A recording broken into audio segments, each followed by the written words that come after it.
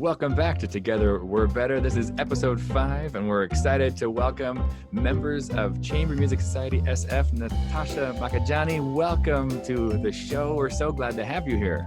Hi, Scott. It's great to be with you. Excited to talk to you. Well, and we're excited because you're finding ways to keep music in our lives. And a lot of what this show is talking about the impact of music and the arts and how it's just fundamentally necessary to our society just for us to connect and feel engaged, but also to feel. And so we so appreciate that not only have you worked your entire life to become an incredible musician, but that here during times of COVID, you're still finding ways to make music come out to all of us. And your vehicle for chamber music allows, I think, probably for the most personal form of communication. We know you play in orchestras and, you've done solo work, of course, but with chamber music, it's sort of the most personal form of communication, maybe from not only the musician standpoint, but also the composers. Yeah, and I would say maybe from the audience's standpoint as well. I mean, I won't speak for the audiences that come to my concerts particularly, but from, I sit in audiences as well, and I always find that the experience of listening to chamber music is the most intimate one that I get from a concert experience as well. As a musician, and this is just in case folks who are listening that don't happen to be, professional musicians, in an orchestra, you're one of 12 in a section. Mm-hmm. So there's a conformity to it, right? There's, you're okay, we're all behind this idea and we're working towards that idea. But when you're playing in a chamber music ensemble, there's 1-2 apart. So do you feel like that's another reason why it's a little bit more intimate and personal, because you really get to put you and your ideas within the group context? Yeah, I was having this conversation with a colleague the other day as well, sort of comparing the spectrum from solo music through chamber music into orchestra, and thinking I sort of feel like chamber music is the best of both of those two extremes. So, when you sit in an orchestra, the conductor's your boss. You have a boss, right? And in order for it to work, because there are so many moving parts, you sort of have to defer to what the direction from the top is, right? And that can be a beautiful thing. Having 100 people all come together for one purpose is an incredible idea and an incredible way to execute a performance. And then when you're a soloist, your only boss is really, really the composer, and in chamber music, you're sort of a soloist, but you also have to be able to compromise and be willing to fit into a bigger picture. And so I love that aspect of it. I love being able to have my own voice, but I love not being alone in it. In an orchestra, I'm assuming, if you're playing with the Oakland Symphony, many of the members, but maybe not all of the members, and certainly not you're probably not all hanging out at each other's homes, but in a chamber music ensemble, especially not these days, yeah. But in a chamber music ensemble, you're going to get to know these people very well. So it's going to be even more connected and more special because we always share intimate ideas with the people we're closest to. So it gives a vehicle of, it's safe to be with, whether it's Samson or Cleo or Jory, you're with people that you really care about and know. So maybe another level of being able to communicate with a little bit more sensitivity or a little bit more of yourself, a little more vulnerability. Definitely. And I find it interesting to play chamber music with different people too, because I find that I get to know them in a very unique way. What you bring to the table as a chamber musician is often revelatory of who you are as a person, and how you engage with that process is often how you engage with a lot of communication processes and with the rest of the world. And so it feels, at this point we've been playing together for 7 or 8 years, and it feels like its own sort of family unit. Mm-hmm. We all have our roles that we play, and we all know each other in a certain way. And it is a really special way to spend time with people and to get to know them. When you mentioned 7 or 8 years, so Chamber Music Society SF was founded 2013. Can you talk about the process or why you did that? Yeah. So at first it wasn't to form a group. It was just to get together for a concert. I had a particular piece, so a late Beethoven string quartet, Opus 132, that I had never played, and it was a bucket list piece for me. And I thought, let's do it now. Let me find a group of people who might be willing to get together and rehearse for no money, just to explore the piece and to maybe play a performance. And in the back of my mind, I thought, maybe there's room for sticking together as a group and maybe something bigger. But that was sort of like a secondary thought that I had. This was really, we came together out of a love of this piece. And so I wrote all these really fantastic musicians, Cleo, Samson, Jory. And I thought, it felt a little silly actually asking them. It felt like a pretty huge favor. And everybody immediately was like, let's do it. That sounds amazing. This is a bucket list piece for me. Everyone just dove right in. And we played this performance. It was just this one piece, which is of a pretty wide emotional scope. So a whole program holds together pretty well just with 132. And it was a huge success, and we loved working together, and we got really wonderful feedback from the audience. We played a house concert, and they were like, how long have you been playing together? And we said, this is the first time. There was a lot of feedback that was like, you all should consider sticking together. And I thought, well, let's float the secondary idea and make it the primary idea. And we've sort of been together ever since. You have a regular concert series then, and you do multiple concerts per year and in a variety of venues? Yeah. So we do 4 concert sets a season, typically, although we have turned a corner lately with virtual concerts to doing sort of a different format. But yes, generally 4 programs a year, and we try to give each program about 3 times in different kinds of venues. So we stick to venues that hold about 100 people or fewer, because we do like that sense of intimacy and being able to sort of commune with the audience at each of our concerts. And we actually know our audience members quite well, which is also really special. Yeah, so we do a mix of sort of like small churches and performance halls, and then quite a fair number of house concerts as well. So we get hosted in these really lovely homes, and the hosts are gracious. They open up their living rooms to strangers sometimes. And yeah, so that's actually my favorite way to perform, is in house concerts, because it really does feel like everybody is holding the same space, and that fourth wall that you were mentioning when we were chatting before really gets broken down, right? Everybody's just in the same room having a collective experience, which is really, really magical. But I think you lose something when the audience is however many, hundreds of yards away, or 3 tiers up, or that's not, for me, I think the audience loses something, but for me as a musician, I also lose something when the audience is that far away. And that feeling of connection is something that I have always craved as a performer. So that really feeds sort of an essential part of who I feel like I am as a musician, getting to do that in that way. So now, of course, we're much further away from our audiences. They could be anywhere worldwide. So one of the advantages to all of this is that we could potentially get connected and inspire people through our art, because they just open up their computer and they see something interesting. But the negative, of course, is that now we are not just in a fourth wall, but a digital wall. So you have found some solutions for that, and you're still bringing us music, but it's a whole different process. You're no longer in the same room collaborating. It's individual efforts, and then layering, and then a lot of work on the back end of the recording process, I imagine. So as you prepare for this virtual concert that you have on July 24th and July 26th, the old questions would be like, well, how much are you meeting? Because that's what you would have been doing. But what is putting together a virtual concert series like? Well, some of it is the same.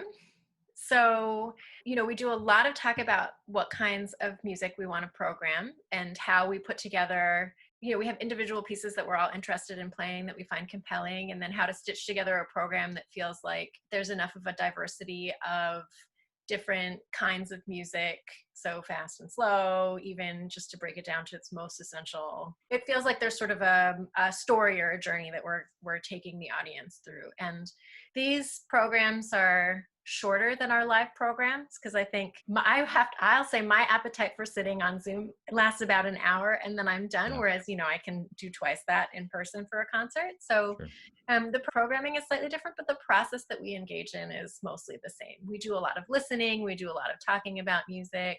We have been exploring like how we can get onto the same musical page with a certain piece. Like we're playing a movement of a Beethoven string quartet, for example, in this next program. So, Beethoven, of course, writes out dynamics, and he gives some idea of shape and arc to the piece, but there are all of these nuances that make an individual performance an individual performance. So we've been getting together and kind of talking through the music and playing a little bit in our own spaces to say, well, what kind of a bow stroke would you use here? Would you do short or long, or, so that when we go back and we play on our own, which is how we're stitching these performances together, we can, at least mentally, we're carrying each other with us so that we have each other. And then the other thing is, like, not to get too much into the weeds of how all of these virtual performances are constructed, but usually what happens is you listen to a click, right?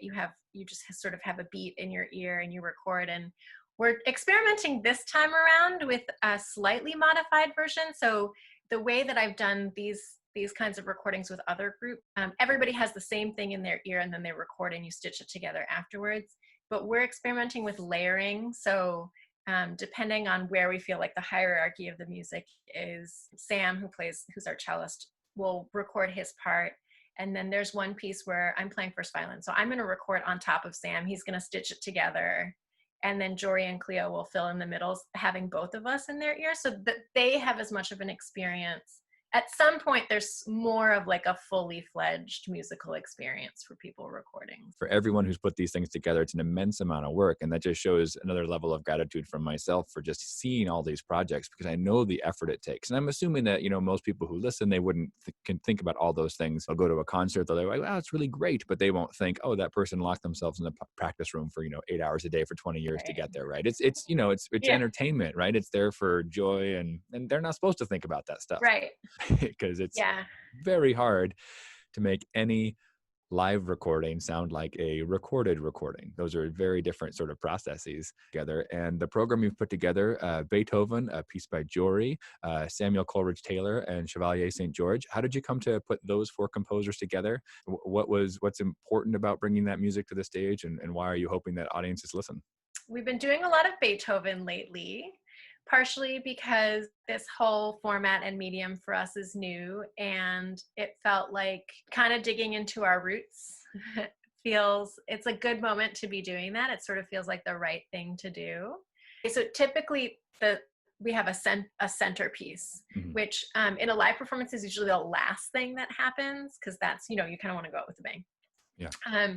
But we've moved it to actually be the centerpiece of these virtual performances, because it feels like it kind of gives a nice arc to open with something sort of short, and then mm-hmm. have everybody kind of settle in, and then to be able to close out with something short. So we usually start with something like that. So this movement of Beethoven that we are putting together is our centerpiece, and for a variety of reasons, we thought that was the one to do here. Mostly because it's really beautiful, and it's a gorgeous, gorgeous slow movement that just has this. It has its eyes on the sky, basically on the universe. So here we all are, in our little spaces, but this piece really embraces the ethereal. It's the idea that there's something bigger than us. That the passage of time can be also a beautiful thing rather than a relentless thing. Usually from the big piece, we stitch together things around it to have a variety of music and a variety of composers. So we've also been presenting solo works, which is a thing that as a chamber music society sort of might sound antithetical to our mission. But again, it's like reflective of where we are right now. And it's an opportunity for us to kind of let our audiences get to know us a little bit better. So I did a little bit of Bach on our last concert, and Jory, who's a composer and has been finding more time to compose lately because he has less time performing, wrote a piece for this next one. So I'm really excited. I've been hearing him put it together because we live under the same roof. And the Saint Georges is a very classical sounding piece. So like think Haydn, Mozart, right? And he was actually Mozart's predecessor, and the Coleridge Taylor is more romantic, but those two composers were both Black composers. And so for the past couple of years, we've been talking more about including composers of color and women composers in our repertoire. And, more than ever, it feels like an important moment for classical music, which has a lot of catching up to do with both of those things. Just, it feels important for us to be programming that music, to be totally blunt about it. It's a lot of dead white guys when you get to the classical music world and composers. And that's not the world that we live in. It's just not. There's lots and lots of underperformed music by composers living and dead. And that, so Coleridge Taylor and Chevalier de Saint Georges were, hundreds of years ago. But this music is incredible and it deserves to be heard. And it's been really fun to get to like help to shed some light on it. And, for our audiences, it may be new music for them. And so, yeah, it's just it's important for us to feel like we're, contributing something to the discussion. It's on us to make sure that these other composers get light shared on them, that history has passed by for a variety of reasons. So this is just, what a wonderful program. And we're going to be sharing all the links for this, but what's the best way for them to find out more about the concert? You can find out on our website. So our website is chambermusicsocietysf.org. Great. And then all the information is there, and they register and sign up for the link, and then all the information is there. And yep. Well, okay, so chamber music. So we've got this great concert, and we know that one of the reasons that I love doing PACO and teaching chamber music just regularly in the curriculum is because of the concept of active listening. Within a chamber ensemble, we get to learn how to effectively communicate. We get to have constructive discourse, and learning to listen. So the fundamental qualities and skills that we get from chamber music are things that we can just apply to every facet of our life. I have a conservatory education. That's my training, right? So I learned a lot about listening and playing chamber music, et cetera, et cetera, et cetera, just like how to make that process work. Part of the reason I really love playing chamber music is that it's always different, always another leaf to turn over. There's always something else to discover. I think that's true of music in general, but particularly in terms of the process, right? Because you're also engaging in that process with a group of, in this case, 3 other people, right? But we play also like quintets and sextets, and every person you add sort of exponentially changes the possibilities, which is pretty awesome. I'm not the same person I was when I was in high school or when I was in college or grad school or fresh out of grad school, or, my life as a musician and also just as a person has changed immensely and continues to change immensely. And, like I'm kind of a new mom, like I have a 19-month-old at home, and that's taught me it's given me a whole different perspective on like being present and listening and offering, and receiving. And that has also informed my music, and my music has informed my parenting. And so I think it's an incredible way to get to live. It's a very difficult time to be a musician, right? This is what I'm telling my students. It's a very difficult time to be a musician, but it's also an incredible time to be a musician in terms of how we teach and what PACO is all about. And I really feel like being a good chamber musician is akin to being a good citizen. You have to know who you are. You have to have convictions. You have to have strong ideas and opinions that are founded in reality and in strong sense of self. And then you have to come to the table being willing to be flexible and to listen and to compromise and to hear other people's strong ideas, and to do something that brings something of yourself, but that also allows room to become a different person by the end of it. And I love playing chamber, and that element I feel like we have no matter where we are and no matter what we're doing, right? And there's like always room for that, and there's always space for that. And it's why I love teaching chamber music too. It's not enough to just do it for ourselves, right? It's something that's important that we share that with whoever we can. What you're mentioning, you were all the variables for why chamber music is relevant in the public schools. It's sort of a lot of my mindset for how music can be applied to the growth of the students that I work with, comprehending that the majority of my students aren't going to become musicians. That's not really the point, but they're going to become citizens, and they're going to become fathers and mothers, and they're always going to have neighbors, and they're going to have jobs that require them to coordinate and work with others. You work on the things, everything that you just mentioned. They're not quantifiable on a test. They're not sequenced like a series of instructions for math or any other subject, which of course is wonderfully important, but they're more easily quantifiable. You can do well on a test, or you can get a score on a state standardized, whatever it might be. But with music, it's all these intangibles, but the things that are inherently what like make us human. And these things we try and teach on a daily basis at Castellero, because it's much more important about supporting each other and sharing our knowledge and lifting each other up and working together to make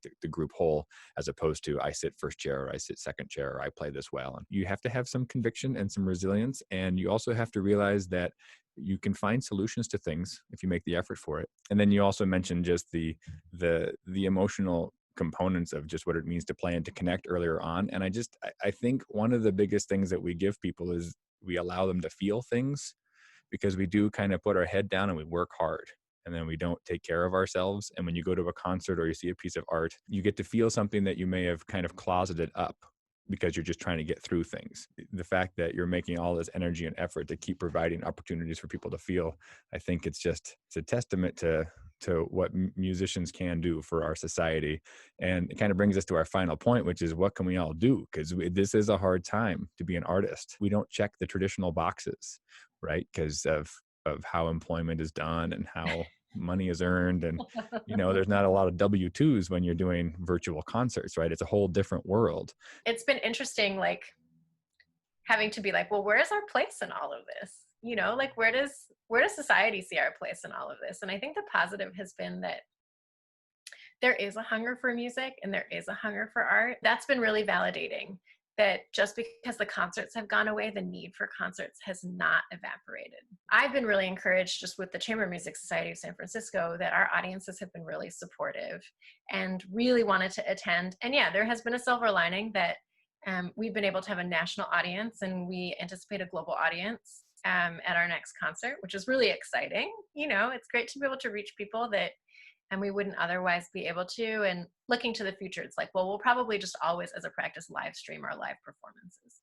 So when people can come back, the people who we've connected with, we won't have to sever those ties. In terms of supporting musicians and supporting the arts, I think, yeah, there's the obvious, like if you're contributing to an arts organization, like know that arts organization is still working, even if the output is not what you might expect or what you're used to, or if a lot of the work is happening behind the scenes. Artists and arts organizations, we're working hard all day long, every day, to keep things afloat and to find ways to put out creativity and create art, and to stay connected with our audiences, and to find, where the need is, and to go to where the need is. I don't necessarily mean physically, right? Because that's a different story, but I do agree that I think there's a place for us, and we're trying to go to that place. I know not everybody has the resources to just throw money at organizations, right? So the reality is, like, I think sort of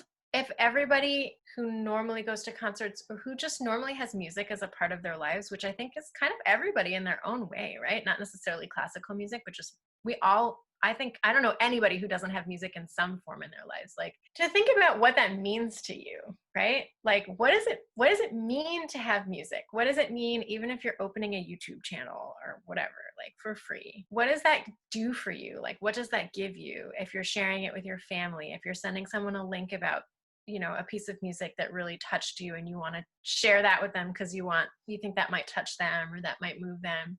Like, what does it really mean to have art in your life? And not everybody can monetize that or can quantify it into a donation, but I think it's important for us to remember that, like, this won't last forever, and what we want to come back to as a society is going to be a world with music in it. Real live performances, digital performances, live, whatever it means, And I would say, if it's meaningful to you, like, come attend a concert. We're here, we're playing. and we want to be able to offer that, and we want to be able to share that. And it has actually really been amazing. I never thought I would look forward to an online concert. When all of this started, I was like, oh.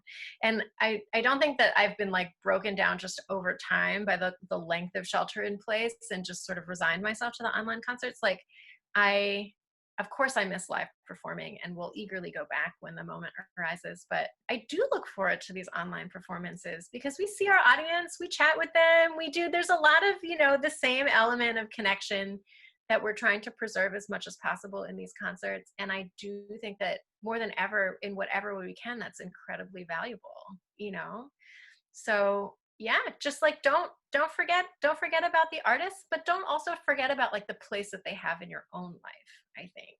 Because it's easy to take for granted, and there's lots of free stuff on the internet. People, artists are also hungry to create, so there's lots of output for free, which I think it's great. Like, it's great that there's lots available and lots offered. I think we want to be careful that we don't take it for granted.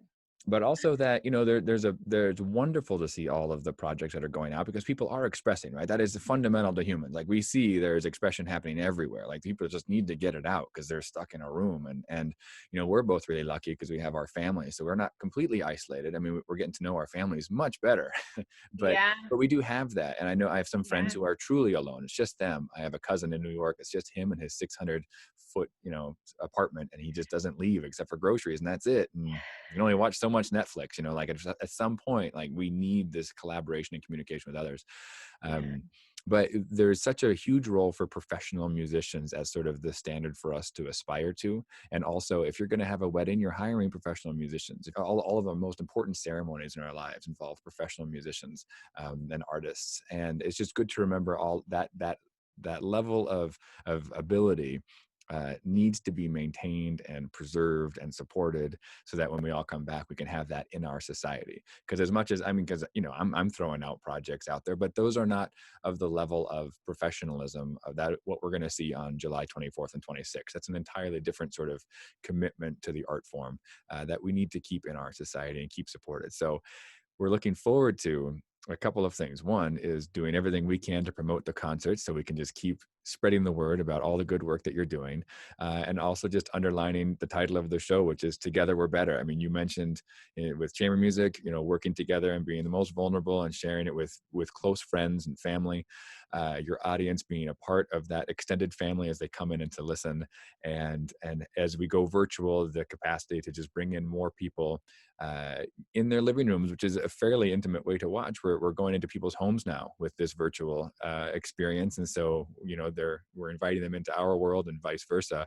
Yeah. And so in some ways, it does allow for the idea of coming through and connecting more across the board. We need to work together, to be together, to support each other, to lift each other up, and to not just only look at our own little small world view as it gets more and more narrow as we look at smaller and smaller screens and live in spaces that don't allow us to interact with others. So music is vital for all of this, and what you're offering is incredible, and I'm looking forward to attending and seeing the concerts on July 24th and 26th. And I just want to say thank you again. This is for the folks who have attended the whole time, a wonderful conductor, an educator, and violinist from the Chamber Music Society, SF, Natasha Makhijani, who is just also a great friend, and just thrilling to see all the work that she has been doing over the course of her entire career and what she will continue to do. I want to say thank you to Natasha for speaking with us today. Well, likewise, Scott, thank you for doing this, and what an awesome program. And it's a real treat to get to chat with you about this. And we want to make sure that everybody tunes in and supports music in our world and communities. I want to remind everyone that together we're better, and that to always be our best selves.